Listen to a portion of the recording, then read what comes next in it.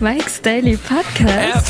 Episode 1026. Hello, it is Mike Matthews broadcasting from Cafe Anyway, located somewhere in Podcastro Valentino. Today, we bring you the much-loved news segment, the MIKELOPEDIA Insanica, with interesting news stories about your world you didn't know about today. It's in this Insanica book right here. And we'll look at Mike's Daily Podcast. Some interesting things you didn't know about. Plus, we hear from Benita, the Disgruntled Fiddle Player, and the Brewmaster. Mike's Daily Podcast. As I was sitting here trying to write a tune, a fighter jet flew over my head, and then I realized it was due for a Super Bowl game of some type that I won't fake I care about to you. Although I hear Lady Gaga sing the national A, and that was pretty cool. Mike's Daily Podcast. It's car versus den. And that means a car in every den. Mike's If that's the case, Daily you'll need to call Podcast. your home insurance. Yeah! Then I really don't care. Hey, you know what?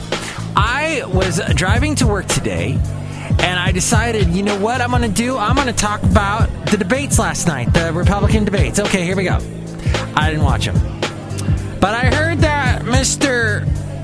Chris Christie, in a vain attempt to try and get in on the last second, get in the top three, because we got that one in New Hampshire coming up this week, he attacked Marco Rubio. And I don't even know. They explained the story on NPR. I listened to it. I had no idea. I had to listen to it twice because I listened to the podcast. I had no idea what they were talking about.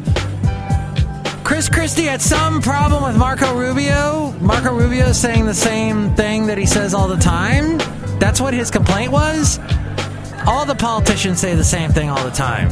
They say they hate Obama. That's their thing. Obama and make America great again. That's their thing. They say it over and over again. That's what Republicans say. And Democrats say over and over again, don't vote for a Republican.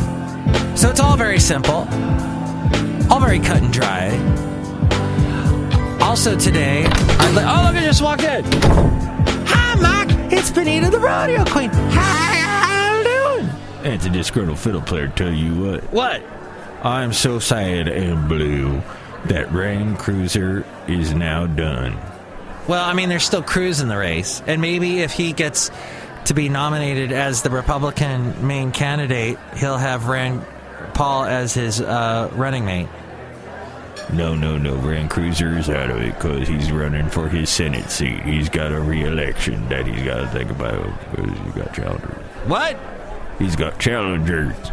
That's right, he's got challengers there in Kentucky. Do you know what Rand did, Rand Paul? In order to be able to run, this is confusing. This is turning into an Abbott and Costello bit. A who and a what? Abbott and Costello. Who's on first? Oh, yeah, I like those guys. One of those guys was short and fat. I'll talk to Benita for the rest of this. Benita! Yeah, Mac! Oh, good, I get to be on y'all's show. Yeah, you've been kind of pushed out lately. I'm sorry. We've had a lot of Haley on lately, so that's meant less time for you. I know! I'm sorry. It's all right. Haley's funny. Yeah. And Kevin. That's right, Kevin has been on, too. Anyway, Benita, you're looking lovely. Thanks, Mike. How y'all? Oh, Haley, you already answered that. I did. I answered. I'm fine. Oh, look who else just walked in.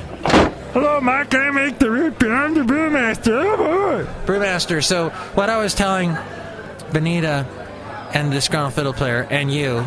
Thanks, Mike. I'll cut you. I was what? Nothing. Go on. What was I? Oh, yeah. Chris Christie. Rand Paul. Oh my gosh. When you guys interrupt me, how am I supposed to keep a train of thought going? I've derailed the train. It's no longer running on tracks. Erg. Mark, take a deep breath and continue on with your tale. Oh, yeah, Rand Paul was... So in Kentucky, in order for him... There's a law in Kentucky that says your name cannot be twice on a ballot. In other words, he was running for both president and for the Senate seat. That's not, you can't do that in Kentucky. I know, it's a shock. So he had Kentucky change their primary into a caucus in order for him to run for president. Doesn't that seem a little bit, I don't know, scummy? I mean, that once you're in power, you change the rules. Okay, I'm not saying that politicians on the Democratic side aren't guilty of that. They are. They're all guilty of that. But it's time to call BS when you see it. And BS there, Rand Paul. That's kind of crappy what you're doing in power, in your seat of power, and changing the rules. Anyway, it didn't work out for you. Maybe you'll lose your Senate seat and then you'll learn a lesson. I feel so powerful with my little podcast I can say things like this. Mark, it's really what it is you're saying things and nobody hears it. What? Yeah, just me and Benita and the Brewmaster, and we're just shaking our heads. What a sad, sad guy you are. I miss Rand Cruiser. Maybe it'll be Ted Cruz and Trump together. You can say Trump Cruiser. Kind of sounds cool. Yeah, I kind of like that. All right. I'm glad we all worked that out and we worked through our problems. By the way, I just wanted to drop this in here. I work in Fremont most of the week. I like all the beards. I see a lot of beards in Fremont. I like it. Everywhere I see beards. It's a multicultural place, Fremont. You have a lot of bearded men and women. No, mostly men. I haven't seen really any bearded women in Fremont. In San Francisco, I've seen them. I know. You know what? This show comes from an honest place here at Cafe Anyway. It's a little bit silly. Oh, finally, the Republican candidate Santorum and Huckabee, who I sometimes like to call Hickabee, the two of them, they both showed up at that when Donald Trump was all mad at Fox News and that woman on Fox that's beautiful that he doesn't like, and he didn't want to be on the Fox debate, so he decided he was going to boycott it and instead raise money for veterans, something like that. He had at his thing Santorum and Huckabee there with him, and then like the next day practically Santorum and Huckabee announced that they weren't running for president anymore. Yeah. So I just think that's interesting that, like, did Donald Trump talk to them and go, "Hey guys, I need you to bow out like now, get out of here." Oh, okay, Mr. Trump. Mark, that's not how it sounded like at all. Huckabee's voice is a little bit higher. It is? I don't know. I just know he likes to sing. He likes to sing. What's wrong with singing? Singing is fun. So yeah, that was interesting that happened. And then I brought that up with a conservative talk show host in the Bay Area I actually work with, and I brought that up to him, and he proceeded to rant about all the Republicans and said something that Cruz is too far to the right, too conservative, and it's going to be impossible for him to come to the middle to get votes, and that Trump is just too crazy, and Marco Rubio is the closest that could possibly win on the Republican ticket. And then he proceeded to make fun of Bernie Sanders and Hillary Clinton. Of course, he hates both of them because they're Democrats. Brought up the whole Bernie Sanders isn't electable, which, if you think about it, may be true, because I know a lot of you young people listening, you want Bernie to win. But the fact of the matter is, you got to remember, the United States is full of a lot of people in a lot of age brackets other than your own, other than my own. And they ain't all down with the Bernie. So if you put Bernie in there, if Bernie is the Democrat head Republican electable fellow, he's not electable. I don't think he's electable. I'm sorry. I think he's a brilliant guy. Some of what he says is great. And yeah, maybe Hillary isn't well, she's not made of gold. as this conservative talk show host was telling me, Hillary, oh my gosh. I don't even want to go into it. It made him look sexist what he said about Hillary. As most white men, when they start to talk about Hillary, they start to sound sexist. I won't talk about Hillary then. No, but I think she's electable. I just think she's been she was a Secretary of State for our country. She was a senator. She's got a huge pedigree. Of course, this conservative talk show host went and talked about, of course, Benghazi, the two straits, Benghazi and emails. He talked about the corner of Benghazi and emails. Those are the two things. And then he went off on Benghazi about how that whole reasoning that there was a riot happening because of something on YouTube, and he said to me, you mean to tell me that a YouTube video that's been up for 2 years is what riled up a riot? No, it's because Hillary didn't do her job and didn't put someone to protect the guy that got killed and the 4 Americans that got killed. And then I didn't know what to say at that point. I went home, I took my dog for a walk, and then I realized, oh yeah, you know what?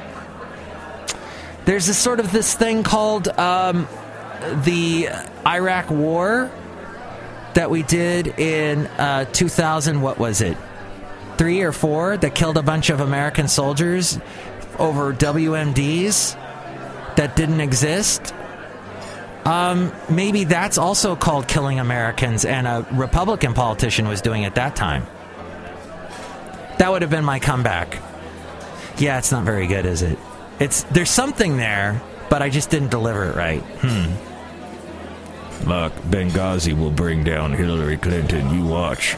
She will not be our president. Instead, it will be, what do we say earlier? Trump Cruiser. Yeah, it's going to be Trump Cruiser. If it is, I think we're all going to get the hell out of this country, because that's going to be scary. Woo! Wow. First off, those two hate each other. Second off, they're nuts. Anyway, it's still far off. We'll learn more. By the time you listen to this, maybe you'll hear this later on in the week, and you'll already know the results of both of the primary and of what the Democrats picked and who won with the Republicans. At any rate, I will tell you that the people that showed up for the Bernie Sanders rally, or whatever you call it, they got together in Oakland at this place called the Drake's Dealership.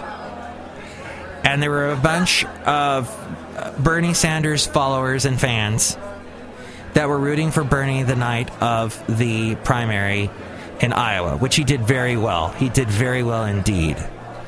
And I will tell you, I think I said this to Kevin on the show, the last show, there were some very beautiful women that are Bernie Sanders fans. I mean, wow. I mean, maybe if we are succumbed to voting for Bernie by mere looks alone, I think Bernie will win.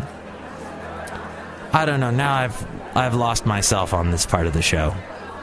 I don't know where we're at. And what is looks? Looks is a shallow concept of any case.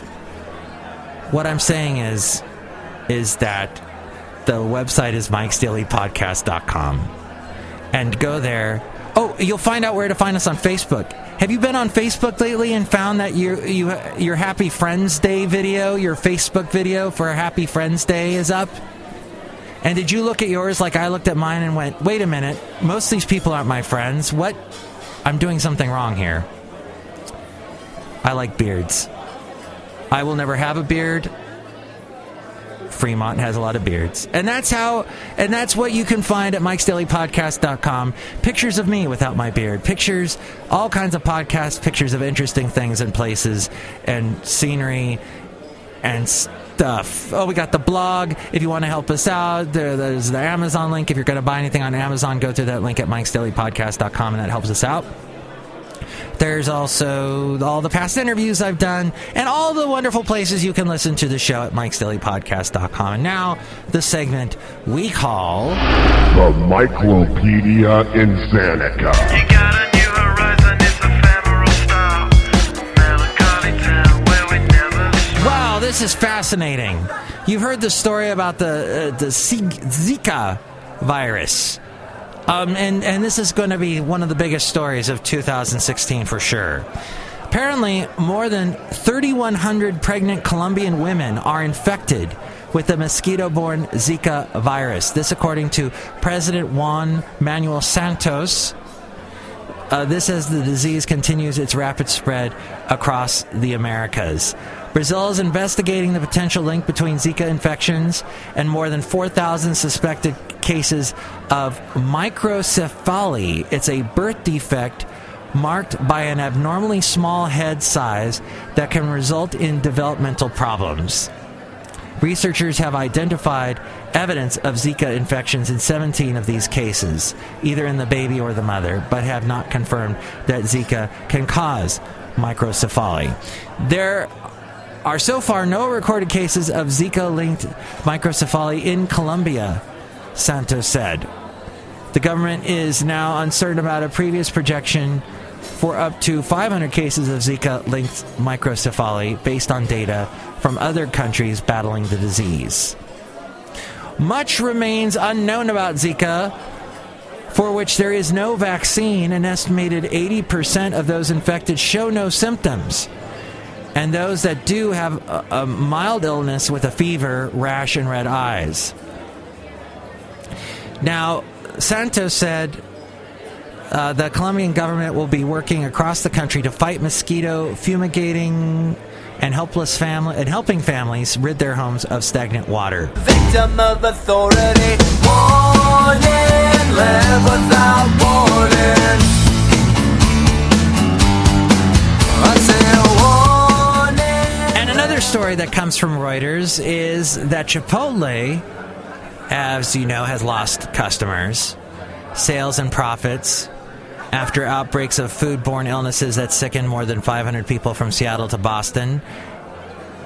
And the burrito chain will shut its 1,900 U.S. restaurants on Monday. This for a meeting with employees to review a rapid overhaul of practices that it hopes will eliminate outbreaks of E. coli, salmonella, and norovirus. But there is no easy way to know whether the fast food chain's safety record is any better or worse than that of any other major restaurant chain.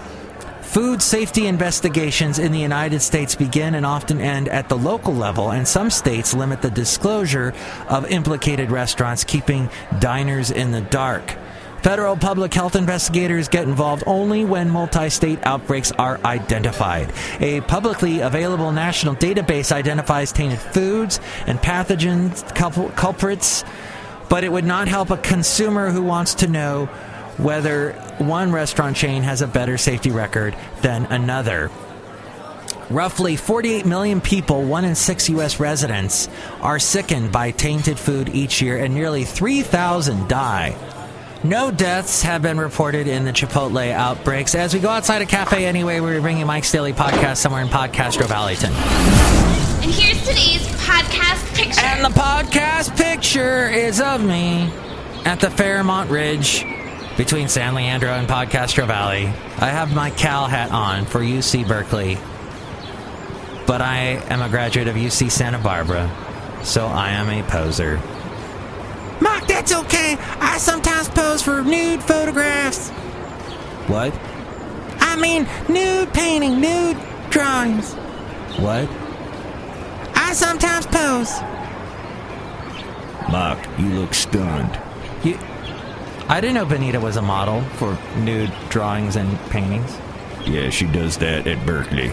Oh, yeah, I did that. I went to my friend Robert talked me into going to do a drawing class where we draw a nude person.